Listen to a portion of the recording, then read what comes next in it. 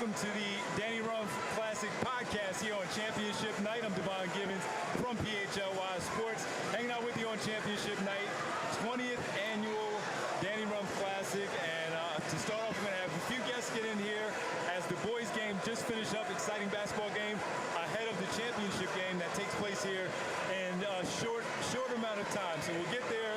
But in the meantime, we wanted to have some big-time guests on here. And I had to start off with my guy from FOE team, head coach.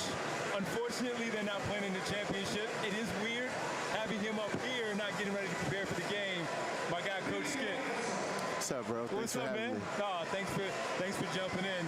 And first of all, what happened? I mean, when you got 40 points, 20 rebounds, and 10 assists, that don't make the trip. Yeah. This is the end result, but we still had a fighter's chance. We didn't play well on Friday night. On Thursday night, Friday night we end up fighting back, adding to the roster. And then Saturday, we were pretty much in the game the whole game, and we didn't finish. So we ended up losing that game by 3. But it was a winnable game for us, and had we got here tonight, we would have had some special guests pop out for sure. I figured as much. Yeah, I figured as there were much. some things in the works. We just needed to get to tonight. Yes. And possibly if we would have got to Sunday, the Twins would have probably chartered a jet up to play on in the semifinal win. Yeah. Played once we would have won on Sunday. We had something lined up special for the city. And you know what? That's crazy and unique about the whole thing anyway, because you're a coach, so you have to have your rosters and the players that are going to be able to play. And the beautiful part about the Annual Rumph Classic is you can have somebody that doesn't play for the first 3 games, but when it comes to Showtime night for the championship, as you said, you got some things in the works. I think that's what it's all about as far as that aspect, is giving these kids an opportunity to see guys that they normally won't see on a regular basis, up close and personal. All of the venues for the Rump have been intimate. I mean, they smaller gyms, big crowds, so these kids get to see their hometown heroes up close. And I think this would have been the Twins got drafted in 2011. They weren't eligible to play into that year, so I think they've only missed 2 or 3 years. And for us to win 6 out of the 10 times that they played and probably going to 8, it means something for these kids to see them, because they haven't forgot where they came from. Them being from North Philly, specifically the Hunter and Park area, it's essential that they come back and let these kids touch them, because out of the Twins participating in this event, I was able to help garner 4 more NBA guys. Eric Dixon, Bones, Highland, Isaiah Wong, Isaiah Brockington, Tyrese Martin. All of those guys kind of came out of my camp. So 2 led to 4, and hopefully 4 will lead to 8. So, and all those guys have come back to play in it. Isaiah, Bones, Brockington, Tyrese Martin plays for TVB, who's playing next. And had Dixon not broke his foot and Summer League camp, he would have been probably playing as well. So it's just about just building it up, man, because I was bringing them here in middle school and high school, and they seen it, and they're, okay, when it's my turn, they wanted to be a part of it. So that's why it's special. Outside of that, just looking at year 20, man, it's just amazing that we are here. I have to ask everybody about this, no matter what, even if it's a recurring question. The fact that we're here for 20 years, man, and the fact that they've been able to put this on, is been able to bring the community together for the 5 days that it is. And it's unique because it was funny, we talked to one of the guests yesterday. It's 5 days, so when you look at what happens with the Drew League, it's the entire summer. When you look at some of the things in New York and Baltimore, it's the entire summer. But here, it's 5 days, man, but it's so big and it brings everybody together, and how important it is, to your point also, having the kids just be able to experience it and touch the players that they may not be able to see at the Wells Fargo Center. They're miles away, it seems, but here, they're right over their shoulder. 2 decades says a whole lot. Most things don't last 5 weeks, let alone 2 decades. And I blocked my schedule out that first week, so I already know after AAU season is over, I probably got like a 2-week gap, and then I got to start preparing for the rump. So my wife, we don't plan anything. We know, depending on where that first Thursday falls, we got to be here for this, and then maybe after that we could do something. But my schedule in the summer is based off when the rump is, because it's that much of a big deal to me. Mike's a great friend. Was a guest at my wedding, and it means a lot for me to be here for him, because every time I need him, he's there for me. So he's usually calling like probably like 2 months. He hit me like, May, okay, well, I need you. I need you to make something shake. And last year it was Wong, who was with the Hornets at the time.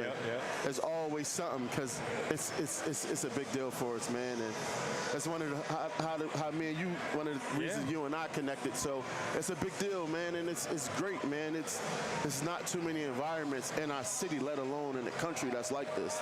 Like you said, all summer, but to get 5 days, you know, Thursday to Monday. Monday's a championship game. The building gonna sell out. He gonna let the young kids play in it, and that's when the build-up starts. Now he has the girls, the young boys, and right before the championship. So them kids having in their mind, okay, when it's my turn, they want to have this stage as well. Had Olin Chamberlain on yesterday, and he's talking about he hit him up on DM like 7 years ago. He hit Mike up. Hey, can I just be a towel guy? Can I just be, you know, something like that? Because he wanted to be involved. And I was laughing at him because he called him Mr. Morat. So I was like, don't tell him like that. Don't tell him like that. He'll be upset. He'll go look in the mirror somewhere and be like, this kid just called me Mr. Morat. Mr. Morat. Yeah, I mean, that's but it's important, you know, and that's how, number one is how Olin is raised. Right.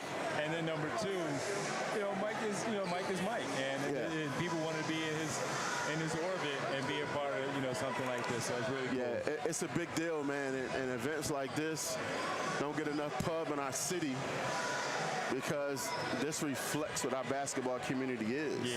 This what it's based around. You know, you go through your levels, and this is one of the final destinations. Because you can't play in this until you become a pro status. It's like it's a pro-am.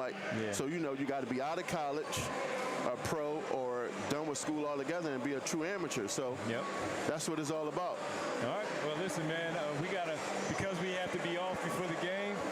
Much love as always, bro. Thanks for having me, bro. Whenever you need me, I'm going to show up for you. Oh, I know it, and the same for me, man. Thanks for having me. Good luck with everything, man. Coach Skip, yes, year 20 here at the Annual Rumph Classic. Coach Skip, Team FOE with the Mars twins and all. And we have a couple more guests waiting, so I'm ready for whoever they bring in. And it's great to catch up with my man Skip here. Right now, we're going to bring in, and it's important to bring in. We cannot have the show without bringing the family in, and that's Uncle Marcus, man. Uncle Mark, what's up, man? Hey, good seeing you. Always good to see you, man. Much love. Year Thank you. 2 of this, man. I mean, year 2 of this with the podcast, and of course, you know me. I'll do anything for you guys. And as soon as Mike and I know you, I was like, no problem. I'm sorry I'm on vacation for a few days, but I'll be there for the last 2 because I couldn't miss this. Man, we are so appreciative of you coming and showing us love with this.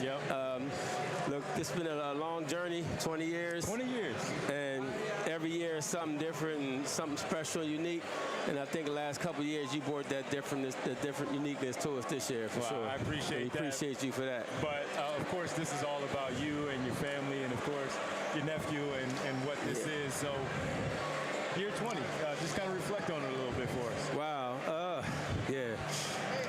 Man, very emotional sometimes, man. Really look back. The pictures had me this year going back from where we started from in the Rumph Center. In just a little playground, man. Mike and them just wanted to honor Danny as friends, and just a regular basketball game. Few games turned into all this. And all the people that came out over the years to show us love, participate in this to make it into what it is. It was amazing. But even bigger, just the impact that we've been able to be in our community, to do in our community behind the fundraising of this, the give back we was able to do, and then using this as a platform to help lift a lot of other people up through their careers, whether photographers, podcasts, whatever. Absolutely. You know, that's the biggest joy I see. So again, I'll talk to you like I just had Coach Skip, and we'll talk to our next guest on the basketball side, of course, but the Daniel E. Rumph II Foundation and how important that is. Not just the 5 days, it's the 360 days leading up to this weekend. Of how important it is, from the heart screenings to the back-to-school drives and things of that nature that you all do for the community. And so just to explain to people who are watching what you all do outside of those things that I just mentioned throughout the year to help lead up to this, of course. Yeah, absolutely. So the Rumph Classic is our signature fundraising event. But after this is all over, you know, we're in our community all the time. We know turkey drives, clothes giveaway to the community, feeding the food homeless in our community, free heart screenings to the young kids and youth in our community as well. We started doing podcast program training with youth, culinary programs. You know, we launched one of those, and yeah, man. So we now e-commerce programs. So now we're all over in our community, just trying to make an impact the best way we can. Like you said, the other 360 days is when we're at the grind. We on the streets grinding hard. Absolutely. Yeah. And it all culminates, as you mentioned, with this. But adding the women, the aspect of that, adding the young kids watching that last game, that was electric. To watch the kid down 3 with final shot to tie it up and force overtime and final bucket to do that. And you saw Danny do all that stuff early on. Yeah. Can you imagine how you feel right now in this arena? He just did that. How the kid feel right now. So he can go to college and do that, but I did that before. 100%. I've been here before, right? Yeah. So, yeah, again, that's the platform piece that I talk about, to be able to have kids, the girls and the boys come out and be on this platform and perform like they do. And just to have this kind of environment of us, the community supporting them as we should be. Sure. We got painters over there, just painting right now while we're here. Platform for them, people to see their art and things like that. So it's just like our platform. One thing we haven't been over 20 years is selfish about it. We always shared and rolled out the red carpet for anybody that want to try to lift up their product or their platform or themselves. We try to be there for them, man, and use this, because I think that's why the community like us so much, because we are open to everybody else, man. Well, listen, if you ever need me, I'm here. Not even a question about it. I can't wait to see what's next.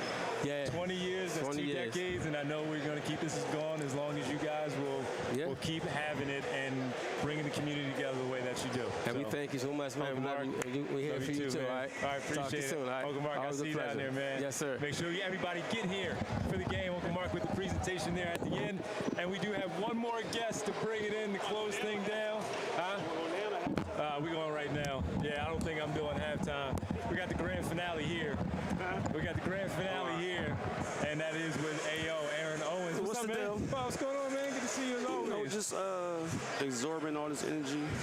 I'm from that era of where all of this meant something as far as the energy, and I want, especially these kids in here now, to see it and, like I said, absorb it and understand that you from Philly and you like a tough Philly ball player, tough Philly guard, and most of these kids, I mean, with more kids in the country, they're all skillful, probably more skillful than we ever been, but they don't know the game. They don't want to learn how to compete, you know what I mean, stuff like that. But other than that, like, the Rumph is the Rumph, man. It makes me feel like it's 1996 for me. Yeah. So it's funny, I was talking to Coach Skip just a little while ago as you were coming up, and we were talking about that. Guys, young players, the talent, the IQ, and accepting the coaching. And you're now coaching also as well with Victory North and everything that you're doing. So how do you see that? They just so emotional, man. And I can't, it's hard to even get through it, because, like, sometimes it's frustrating for me, because, like, I'm trying to coach you, I'm trying to help you out, and I mean, like I said, they skillful, so they already think that they're better, or I don't even know, man, but then they get emotional about it, and then every play, they crying, they whining, you can't coach them, you can't tell them something. Like, it's just a lot, and I come from the era of, like, I had my basketball and go up the park, and then I wasn't good enough yet. And always just kick my shit over the gate, like you get off the court, and they don't come from that, and it's like you got to earn your way and earn your keep, trying to get better and then learning the game. Like I see kids now, like make a move, like I say, it's skillful, and then once they can't get nowhere, they pass it off, and they don't even know how to relocate. They still stand there like, and it's like, my man, you had the ball for 9 seconds, get out the way now, like move, cut, do something, and that's just a lot, and that's why I really think like Europe is way ahead of us in basketball. But as far as talent, we're better, but it's just hard to coach. Yeah, it's just hard to coach the kids now. It's just a lot, man. Like the phones made the world so small, and now everybody think they Kyrie at 9, and it's like Kyrie get paid to dribble for 23 seconds and shoot some dumb stuff up. Like that's stuff getting $47 million. Somebody's letting you do that, and then it's what happens to me is like I hate to see it because it's like when they finally got to get coached, they can't take it, and there's a coach that don't like. You get to college, your mom can't call your coach. Exactly. Yeah. Exactly. My son ain't. Just that coach be like, yo, he be on the next flight. When he walking in the airport, is somebody walking out that just took his place. Like that's not. But you try to teach them now, but we in the era where they just can't. But I like listen.